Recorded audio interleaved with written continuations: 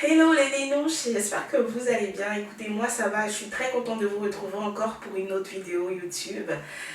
Si ce n'est pas le cas, si vous n'êtes pas encore abonné, n'oubliez pas, abonnez-vous dès maintenant. C'est juste en bas là, vous cliquez, c'est fini. Vous êtes abonné à ma chaîne YouTube. Et n'oubliez pas d'activer aussi la cloche de notification si vous voulez être averti lorsque je publierai des vidéos. Vous l'avez vu dans le titre, j'ai écrit es-tu riche ou pauvre? Je vous laisse répondre déjà dans votre tête ou à haute voix si vous voulez.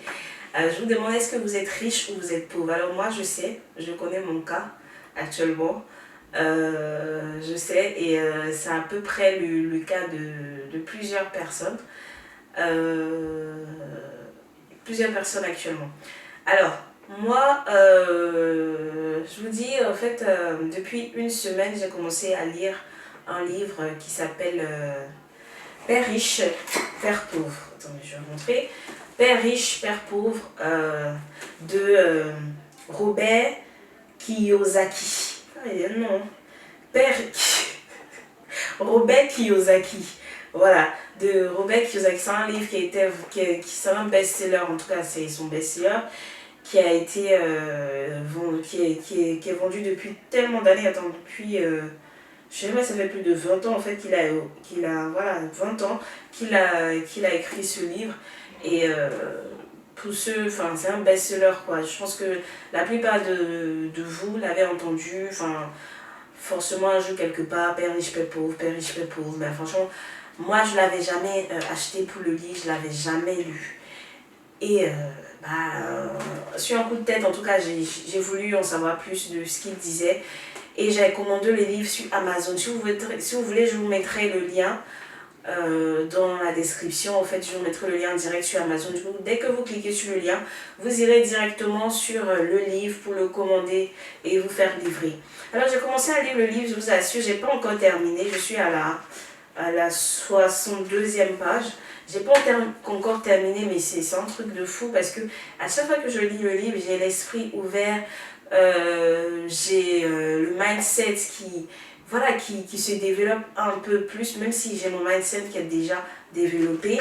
Je vous dis parce que c'est très important, il faut avoir un mindset développé. Un mindset c'est quoi? C'est un état d'esprit, c'est savoir comment penser et tout. Et parfois on se dit, ah on a l'esprit ouvert, mais ouvert à quoi? Ouvert à quoi? Donc franchement, à chaque fois que je tourne une page, j'apprends quelque chose, j'apprends des choses. Et c'est un livre que je vous conseille beaucoup. Bon, revenons au sujet de savoir, es-tu riche ou pauvre? Es-tu riche ou pauvre, c'est plus dans la manière de penser. Et je pense que la manière de penser, au fait, nous amène à savoir, au fait, qui on est, je pense. Et qui on veut être, justement. Donc, dans son livre, au fait, il a deux pères. Deux pères. Vous me direz que peut-être qu'il est issu d'une famille de pères homosexuels ou enfin tout ce qu'on voit aujourd'hui. Non, c'est pas le cas. Je ne vais pas vous dire plus. Je vous conseille de le lire. Bon, dans le livre, il a deux pères. Il a un père qui est riche.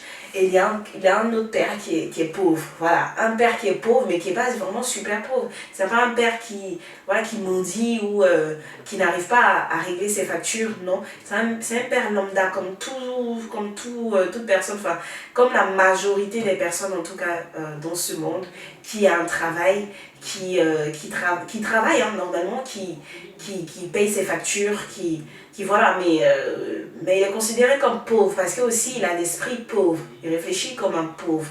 Voilà, il est limité dans sa tête, il n'a pas son mindset qui est développé, qui va un peu plus loin, qui essaie de chercher plus, voilà. Il se limite à ce que voilà, la société lui donne, c'est-à-dire un travail, un salaire, des charges à payer, des factures à payer à la fin du mois et voilà, ça s'arrête là. Mais pour ce qui est d'aller plus loin, il ne voit pas dans ce sens. Alors le père riche est vraiment quelqu'un qui est différent. Je pense que lui-même n'a même pas fait assez d'études, mais il est riche. Il est riche déjà parce que oui, il a l'argent, mais il est riche aussi par sa pensée.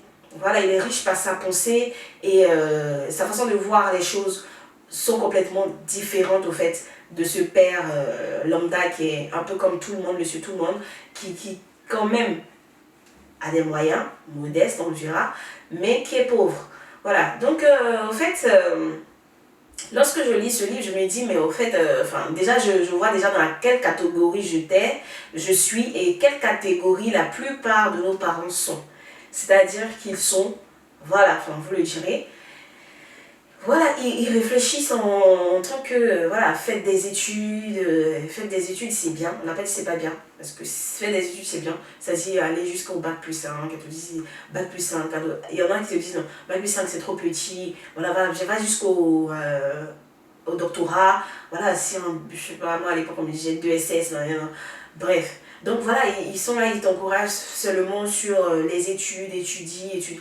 Il y en a qui aujourd'hui, à part les études, ne savent rien faire d'autre. C'est-à-dire ils ont été conditionnés à étudier. C'est-à-dire de la maternelle, même déjà la maternelle, les parents commencent à les faire étudier 2 plus 2, à se vanter, même moi, mon fils connaît 2 plus 2, mais tout ce qui est de la réalité, après, c'est-à-dire ils vont 25 ans avec son travail et tout, franchement, tout ce qu'il a appris en terminale, les logarithmes et tout, franchement, il n'y a même pas vraiment beaucoup qui lui servent dans son travail. Donc voilà, on a été conditionnés pour 7 ans, en tout cas qui ont été conditionnés à juste étudier, à ne même pas faire de job étudiant, de job d'été, pendant les vacances, il n'y avait pas cet esprit cette culture financière qu'on en a besoin, surtout quand on est grand. C'est-à-dire les parents ils nous disent étudier, voilà, étudier, nous on vous paye les répétiteurs, on vous paye les cours, on vous paye tant, on vous paye tout, mais juste étudier. Mais il y a des parents qui sont commerçants, il y a des parents qui sont peut-être photographes, un exemple, qui sont voilà, maçons, mais qui vont jamais envoyer les enfants sur leur lieu de travail, leur montrer, essayer d'envoyer même l'enfant même à s'intéresser à une autre chose que les études. Et je trouve ça dommage.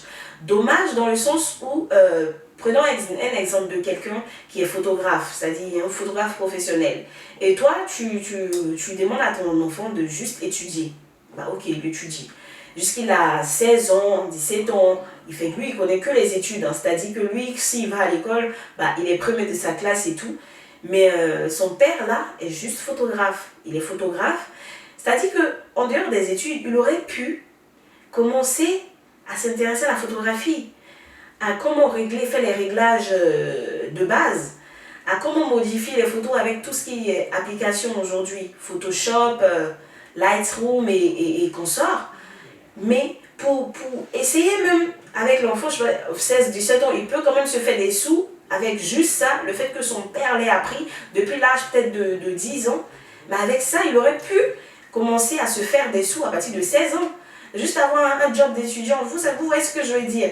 Ça veut dire, avec ça, il n'aurait même pas besoin de faire un CV pour postuler chez McDo.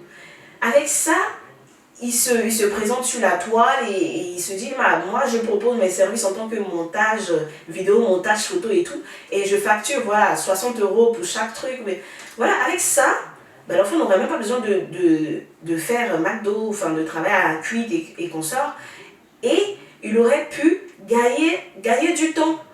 Du temps déjà pour étudier aussi, mais du temps aussi de profiter de la vie, de profiter de sa jeunesse, au lieu de passer peut-être 5 heures à McDo en train de souffrir, griller des frites, faites des trucs à la chaîne, quoi. Vous voyez ce que je veux dire. Donc c'est vraiment ça, en fait. Je me dis, il faut que les parents d'aujourd'hui, c'est-à-dire nos parents d'aujourd'hui, arrivons à ouvrir déjà nos esprits, à enseigner cette éducation financière-là à nos enfants dès le bas âge, à les emmener à apprendre au fait cette éducation financière qui n'est pas apprise dans l'éducation scolaire, c'est-à-dire dans tout le cursus scolaire, c'est pas appris. Voilà, donc aujourd'hui c'est une vidéo story time, mais voilà, si je vais plus loin, ça sera encore plus, la vidéo va trop durer, ça va plus être intéressante, mais c'est un sujet que j'avais envie de partager avec vous. Et si vous avez besoin, si vous avez vraiment aimé et que vous voulez qu'on parle plus d'éducation financière sur ma page YouTube. Laissez un commentaire et on discutera. Et j'inviterai même des gens qui ont envie de s'exprimer, des investisseurs en immobilier, des investisseurs, que ce soit en agriculture, des investisseurs et des gens qui ont compris, cette mentalité-là très vite, qui ont eu cette mentalité-là très vite. Je vais les inviter sur ma chaîne YouTube pour qu'ils donnent des conseils et pour qu'ils nous apprennent, voilà, parce qu'on apprend tous, pour qu'ils nous apprennent à être des parents riches. Sur ce, je vous dis bonne journée et puis passez une très agréable semaine.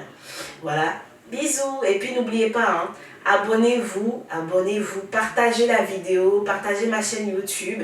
J'ai besoin de ce coup de pouce là. Voilà, bisous.